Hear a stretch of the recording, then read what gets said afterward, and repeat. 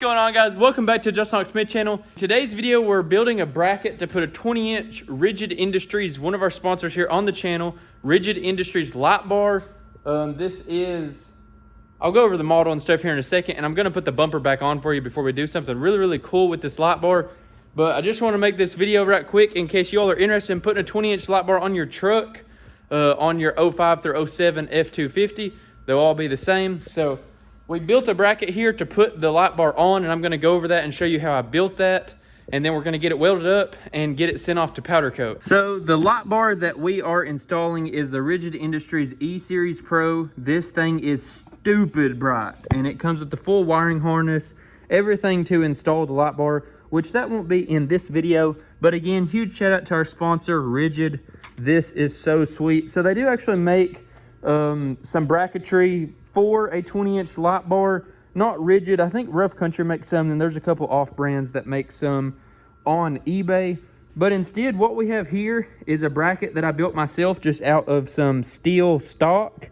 And I'm actually about to give you the measurements and everything for this in case you wanted to build one yourself. So these measurements are only going to work if you have the Rigid light bar, because I did utilize the Rigid brackets right here, and they have an offset to them. So from right here, hole to hole is 8 inches. And then right here, hole to hole is like 4 3/4 probably. But these are bent, and I bent one of them and made one of them, and then I just bent the other one to match. And this does reuse the factory holes that were for the factory fog lights. So whenever you remove those, you'll be able to do that. But literally this is 1, 2, 3, 4 pieces of steel stock. And all I done was drill holes in it to make it all match up and make it all uniform. And I'm going to go ahead and next, I'm going to weld these joints right here so that I never have to worry about that moving. And then once I take it off, you know, I'm going to get it all nice and perfect, tighten down all the hardware, and then I'm actually going to weld these together. So then there will just be 2 brackets to actually bolt this light bar into here. And I think that I'm also going to weld this nut to the steel stock as well.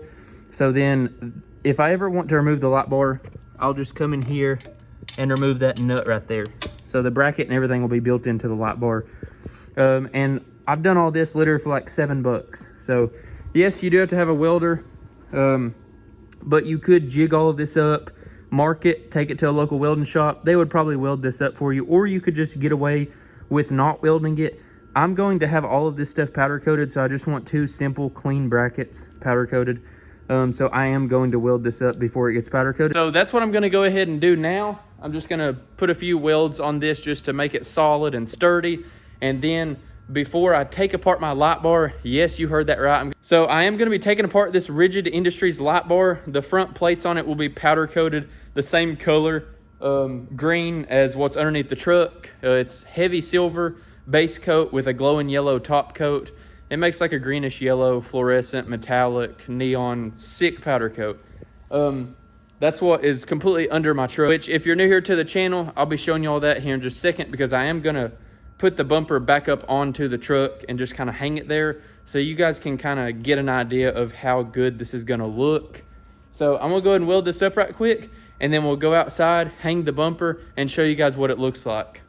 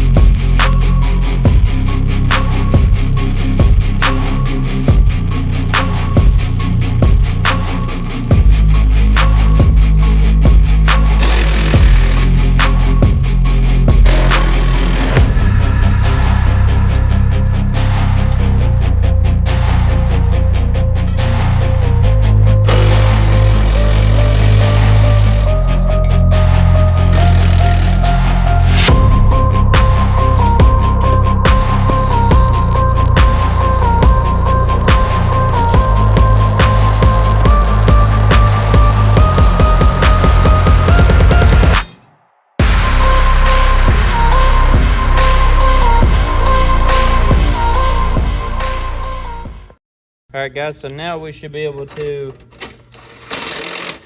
take our bolts,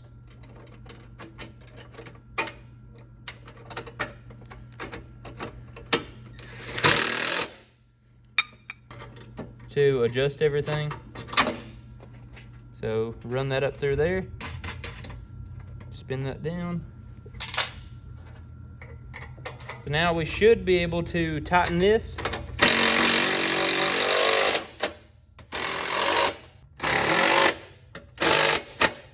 We can go ahead and take this light bar out to the truck, or take the whole bumper out to the truck, I should say.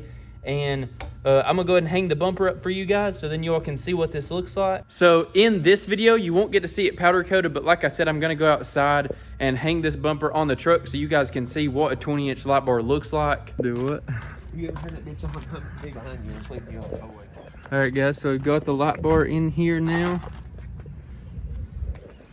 And it looks really, really good. It fills in that bumper cap.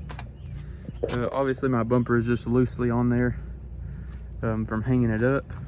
Whenever these tow hooks are in here and they're powder coated, and then I'm gonna take out each individual Allen head bolt and take off this plate, this plate, this plate, and this plate, have those sandblasted and powder coated as well.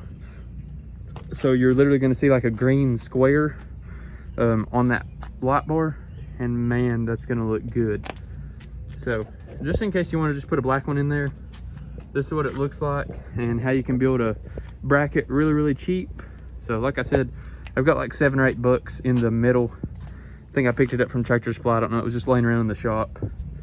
But yeah, so there's what the light bar looks like. So that's gonna be all for today's video, guys. I hope you all enjoyed it, and I hope you all are excited for part 2 of this video. So whenever we get everything back from powder coat, I'll probably just do a video on getting everything back from powder coat, and the light bar and the tow hooks we'll put on at the same time. And then I'll also do like a review video after I've had the Rigid Industries light bar for a little while. And I'll do like an update video after we get it all installed and show how bright it is and all of that. But that's gonna be all for today's video, guys. I hope you all enjoyed it. I hope you all are excited as I am. Finally, we're gonna have this truck back on the road. This drive shaft was like $1,500. So it should be a mean drive shaft. So it's fully aluminum 5-inch. I think he said 1480 or something wall. It's a big old monster drive shaft. He has it on he has one of these exact drive shafts on a diesel truck, an F250 with like 1,800 horsepower and like 4,000 foot-pounds of torque or something, and the drive shaft's holding up fine on it. And I don't know, it's a very, very reputable shop. After I get it in and install it, you guys will see who built it, but it's getting shipped here to me. It's not a local business. So also, we got a refund for the first drive shaft, so I got my $250 back. So it hasn't costed a whole lot to repair all this stuff. We'll probably be out a couple $1,000s, I would say, after everything's all said and done. And not only missing out on driving this truck and going to shows, so that cost me a couple $1,000s in general. But hey, we're rebounding. We're coming back better than we was before, because we're gonna have even more stuff powder coated. The truck's gonna have more rock lights on it, just all kinds of stuff. So always remember, everybody starts out as nobody. I'll see you in the next one. Peace.